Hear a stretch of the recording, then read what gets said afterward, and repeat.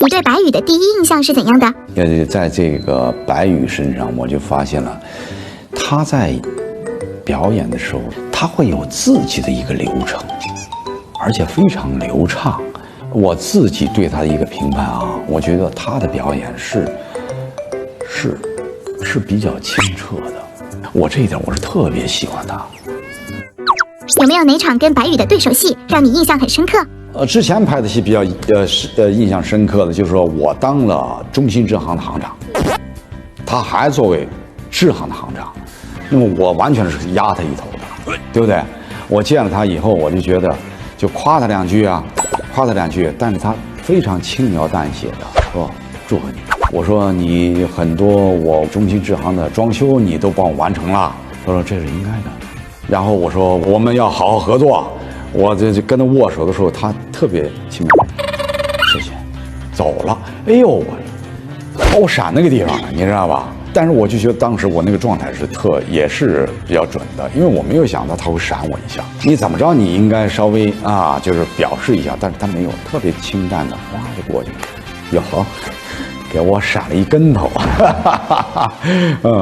其实像年龄长一点的人，他心里都会有一个想法，就是年轻人，你出道的时候，你要尽可能的潜心的去学习。毕竟我是个领导，另外我又是个长者，我在银行干了一辈子了，这样的事情我清楚，没那么简单，你得一步一步慢慢来。但是林强恰恰相反，很多年轻人的想法实际上反而能够把这些一些老的经验，一些老的观念给拍死在沙滩上。所以说他就跟他在整个的过程当中产生很大的矛盾，而这种矛盾越来越深，以至于成为对手。能一起共事很荣幸啊。那要不然这样，咱们就民主表决，这样也公平是吧？你不是一个冒进的人，你让我很惊讶呀。这难道不是资金回流吗？这对于银行来说风险不够大吗？那我们的郝伟行长对此不做监管吗？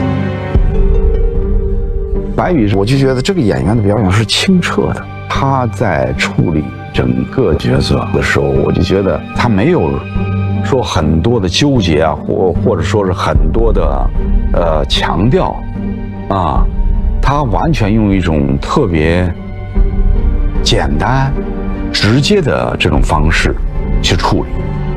我很喜欢这个演员。这领导就是领导啊，我这辈子都达不到像您这样的高度。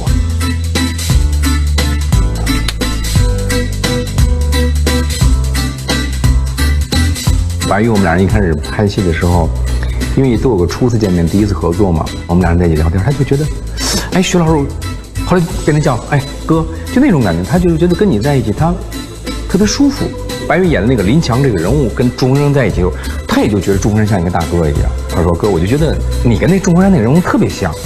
我跟你在一起，生活当中聊天的时候，生活当中在一起交往的时候，我觉得也没有那种障碍啊，或者有那种你是老演员，对我们年轻人有另外一种什么那种。”他说都没有。他说我就觉得你特别像祝鸿山。然后我心里边暗自得意，就是 OK， 我的设计是成功的。虽然我本人也是这样的啊，但是祝鸿山的设计我给他的也是这样。说实话，我佩服的人不多，你算是一个。我会为了你的留职而奋斗的。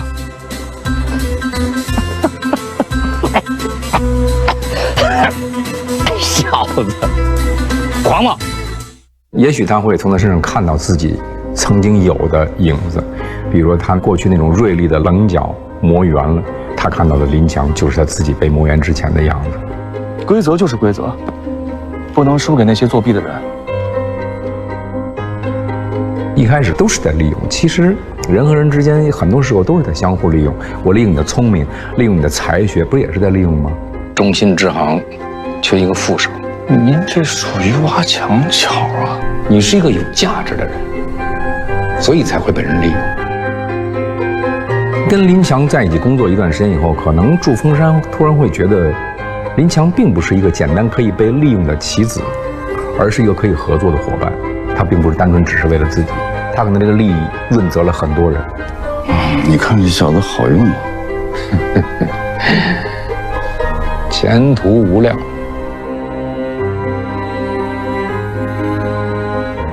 钱钟无量》这部剧好看的点就在于职场上那种拼杀，你看不到硝烟，看不到战火，但是跟战场一样，占领这个市场，打败对手，让他们永无翻身之日。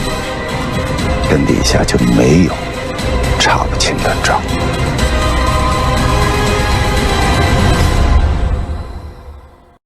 那林强又是怎样面对这些职场争斗的呢？他是一个很正直的那么一个角色，他觉得这件事情不行不 OK， 那我们就不要这么去做。但是他对领导，他又会有那种游刃有余的态度。其实我感觉林强的这个角色跟领导在一起的时候，有一点点笑面虎的那种感觉。然后其实表面上跟你嘻嘻哈哈，但是我想要的东西你得给我，你要不给我，我就不帮你办事儿。对，就是这种感觉。你怎样理解郑帅和林强之间的关系呢？他就是我的大哥，从大学开始，然后我们两个人就是上下铺，一直到了工作那么多年的时间，我们两个都是上下铺，然后有点像情同手足嘛，好兄弟，然后而且又在一起经历了很多事情，比如说，我知道他谈过几段恋爱啊，他可能知道我的谈过几段恋爱啊，或者怎么样的，其实大家都会有很知根知底的那么一种感觉吧，很清楚对方是一个什么样的人，什么样的本性。今天有场郑帅掀林强被子的戏，很有趣。所以兄弟俩日常就是这么有爱的吗？我觉得还好吧，因为大家生活中好兄弟他就是会这样，因为宇哥也是一个很好的人嘛。对，很 nice， 非常 nice 的一个人，然后一个大哥。其实那个扒被子那个是他跟我说的，他说你真扒，我说我知道，我当然真扒了，只不过咱走戏嘛，走戏的时候我就没有真扒下来。最后郑帅没有跟林强一起走，而是选择留了下来，对此你怎么看？我最开始的想法，我在选择这个问题的时候，是因为龙源这个地区联众银行只有我们还有对面，因为他马上要去对面了，我选择留在这里的时候，我们两个人都是行长，我们就没有竞争关系，这个地方永远是我们兄弟的。但是那天宇哥跟我说啊，其实你这样想也是 OK 的，也是对的，但是他更希望说在我这个角色上面会更有一些自己的成长。网友君请回答。之前有看过白宇的作品吗？合作之后觉得跟印象中的白宇一样吗？有，我第一次见的时候我们是在公司，然后有一次围读，然后见到，我说哎呦，哥哥的这个络腮胡，哇，太帅了，很男人，很爷们儿的对，很 man 的那种啊，我说太帅了。但是呢，就是熟悉了以后，我发现宇哥其实是他可能是一个比较宅的人，有点哀吧，但是他又会很多变。他又能哀变易，易变哀，他又能会，因为他要为了带动我们所有年轻人的这个气氛嘛，然后去跟我们说一些话呀，聊天啊，然后让我们中间没有隔阂。跟白宇合作下来，你觉得他的专业时刻是什么时候？打断台词的时候，因为宇哥在这部戏里面会有非常多3、4页纸打断台词，全都是他的词的那种专业术语的词，这种词非常的不好背，因为我们不是这个行业的嘛。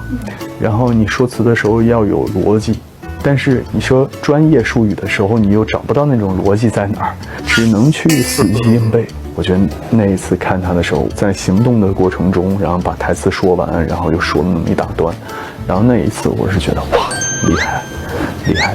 那白宇的感动时刻呢？感动时刻，昨天有一场戏，然后我那场戏的时候，我找不到那个点，我找不到我该生气还是该小声说，我觉得那种点。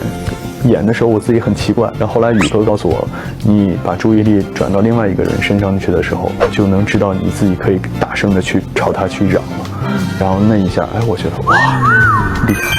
然后那场戏的状态和感觉，我就觉得我自己演舒服了，那个感觉其实就是对的嘛。